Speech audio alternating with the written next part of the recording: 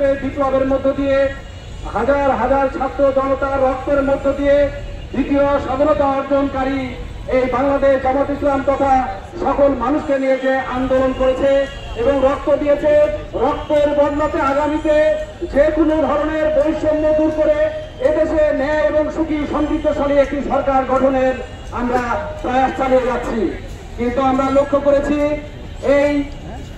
এই তত্ত্বাবধায়ক সরকার তথা এই অন্তর্বর্তীকালীন সরকার এদেশের মানুষের গণমানুষের আশা আকাঙ্ক্ষার প্রতিফলন না ঘটিয়ে একটি পক্ষকে পক্ষপাতপুষ্টভাবে রাষ্ট্রীয় ব্যবস্থায় তাদের সুযোগ সুবিধা প্রদান করে মানুষের অধিকার হরণ করছে।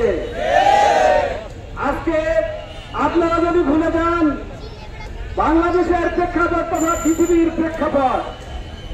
প্রেক্ষাপট শ্রীলঙ্কা সহ অন্যান্য দেশে, যে দেশে মানুষের অধিকার নিয়ে ছিনিমিনি খেলেছে তাদেরকে রাষ্ট্র ব্যবস্থায় থাকতে দেওয়া হয়নি।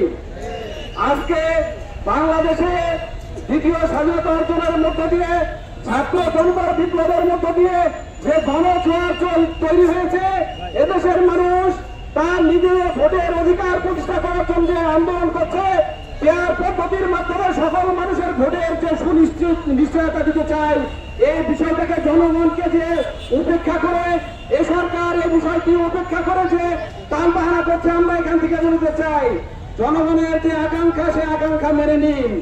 জনগণের যে ভোটাধিকার, পেয়ার পদ্ধতি, সকলের যে অধিকার সে অধিকারটা মেনে নিন। যদি না মেনে নেন, যে বিপ্লব শুরু হয়েছে এশিয়া মহাদেশে, এই বিপ্লবের মধ্যে দিয়ে আপনাদের কাছে যে বিষয়টা পরিষ্কার, বর্তমান প্রেক্ষাপটে ইন্ডিয়াতে আপনারা জানেন বাংলাদেশের বাতাস ইন্ডিয়াতে লেগেছে। ইন্ডিয়াতেও বৈষম্য বিরোধী বৈষম্যের পক্ষে ইন্ডিয়াতে গণছাত্র এবং যুবকরা যে আন্দোলন তুলেছে, মোদী সরকারকে বাধ্য করছে সে আন্দোলনে তাদের দাবি মেনে নিতে। প্রান্তীয় উপস্থিতি, আজকের এই সমাবেশ থেকে আপনাদেরকে হুঁশিয়ারি করতে চাই, বাংলাদেশের 18 কোটি মানুষের যে আকাঙ্ক্ষা, পেয়ার পদ্ধতি আপনারা মেনে নিন, মানুষের ভোটাধিকার প্রয়োগের সুবিধা প্রদান করুন, রাষ্ট্র ব্যবস্থায় সকল প্রকার দুর্নীতি বৈষম্য করে একটি সুখী সমৃদ্ধশালী দেশ গড়ার প্রত্যয় ঘোষণা করুন।